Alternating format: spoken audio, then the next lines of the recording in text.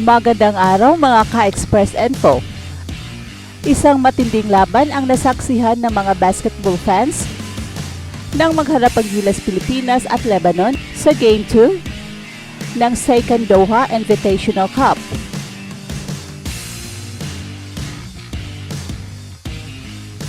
Sa kabila ng magandang simula at matinding depensa sa unang tatlong quarters, hindi kinaya ng Gilas ang pasabog ng Lebanon sa huling yugto ng laro.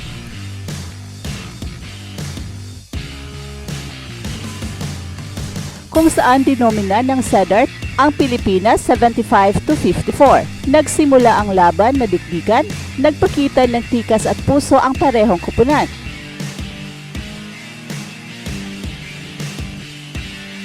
Si Justin Brownlee, ang naturalized player ng Gilas, ang naging pangunahing sandigan ng Pilipinas.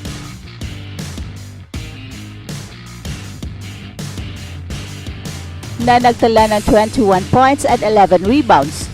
Sa huling tatlong quarters, napanatili ng Gilas ang laban sa isang mahigpit na palitan.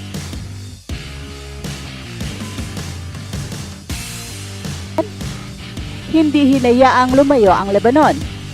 Isa sa mga pinaka-highlight ng laban ay ang paghabol ng Gilas sa ikatlong quarter, kung saan nagawang mapalapit ng Pilipinas sa isang puntos, 51-50, matapos ang follow-up basket ni AJ Edo.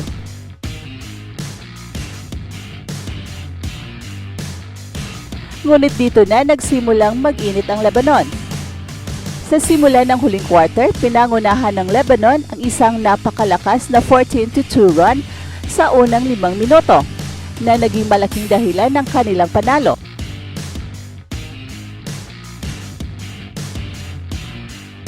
Ang quartet ng Chad Khalil, James Majok, Gerard Hadidian at Karim Ginon ang nagbigay ng matinding dagok sa depensa ng Gilas.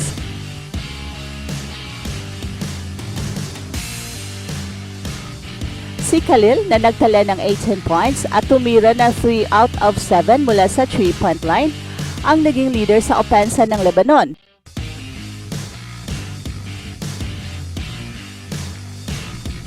At hindi rin nagpahuli si Hadidian na may 18 points and 8 rebounds. Ang kanilang tandem kasama sina Majok 12 points at Genon 13 points ay nagbigay ng matinding pwersa sa Cedars.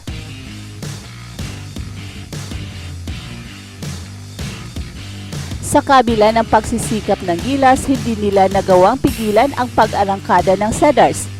Sa kabuuan ng fourth quarter, naputukan ang Pilipinas sa isang matinding 24-6 run. Dahilan upang tuluyang mawala ng pag-asa ang Gilas sa laban. Isa sa mga naging problema ng Gilas ay ang kawalan ng produksyon sa opensa sa crucial moments ng laro.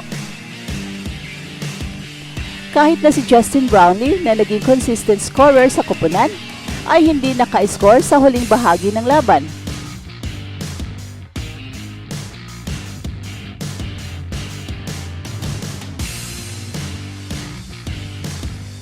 Ang kakulangan ng ibang local players sa scoring ay naging isang malaking dagok para sa Pilipinas. Bukod kay Justin Brownlee, si Calvin Oftana lamang ang nakapagtala ng double digits para sa Pilipinas na may 10 points.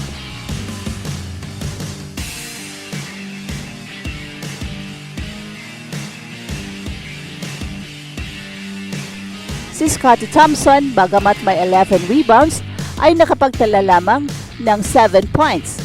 Ang iba pang Gilas players ay hirap sa shooting.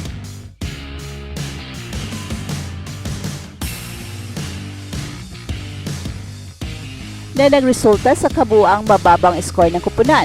Ang pagkatalong ito ay nagbigay ng 1-1 record para sa Gilas sa torneo, matapos nilang talunin ang Qatar sa kanilang unang laban 74-71.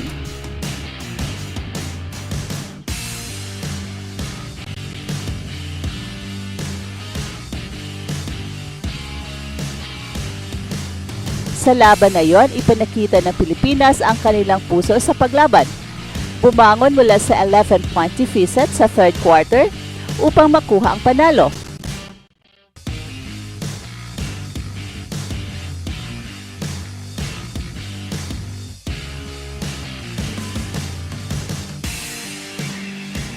Well, sa kabilang banda, ang Lebanon na natalo sa kanilang unang laro kontra Egypt, 82-70, ay matagumpay na nakabawi sa panalo laban sa Pilipinas.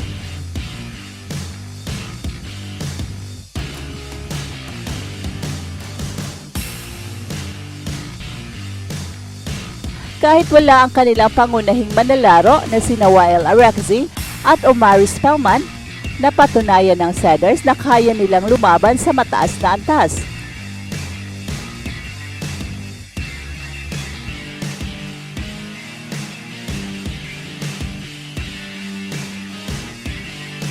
Sa natitirang laban ng torneo, kailangang pagtuunan ng pansin ng Gilas ang ilang mahalagang aspeto upang maiwasan ang pagkatalo.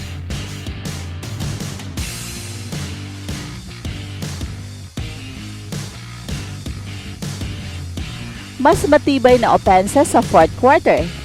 Kailangang pagbutihin ng Pilipinas ang kanilang endgame execution upang maiwasan ang late game collapses tulad ng nangyari sa laban kontra Lebanon.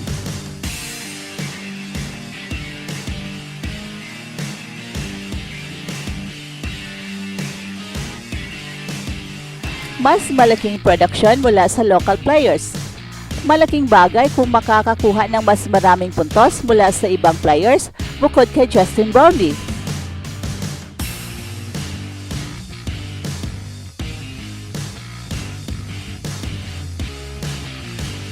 Kailangan nilang mas maging agresibo sa opensa.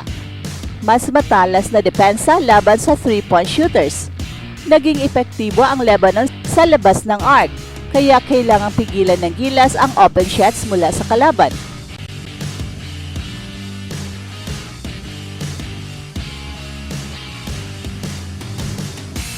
Bagamat isang masakit na pagkatalo para sa Gilas Pilipinas, ito ay isang mahalagang aral na kanilang maaring magamit upang mas mapaganda ang kanilang performance sa mga susunod na laban.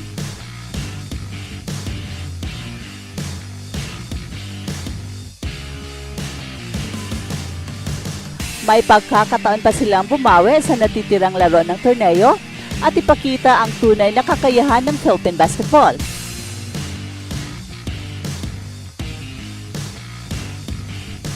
Habang lumalapit ang FIBA Asia Cup qualifiers, kailangang pagbutihin ng Gilas ang kanilang laro upang masigurong handa sila sa mas mabibigat na laban sa hinaharap.